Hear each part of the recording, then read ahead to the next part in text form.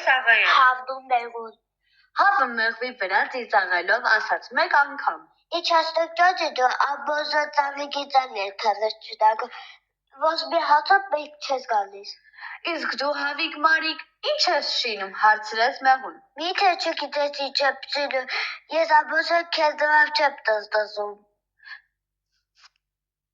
Գիտեմ, հասկացա, բայց ես մինչև հիմա կարծել եմ, թե դու օրը 100 ձու ես ածում։ Ինչպես կարող եմ ես օրը 100 ձու ածեմ։ Ապա եթե քո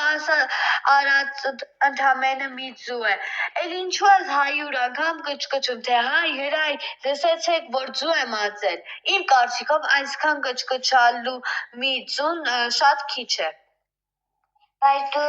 ինչ ես շինում, որ մեկ ձու քիչ ես համարում։ Ես ինչ որ շինում եմ, քեզպես կչկչալով չեմ հայտնում ուրիշներին։ Ես գլուխս քաշ գցած մեղր եմ շինում։ Գիտես ինչ է մեղրը։ Դա հավիկ կերակուր չէ, քո խելքին բանը չէ, հավիկ մարիկ։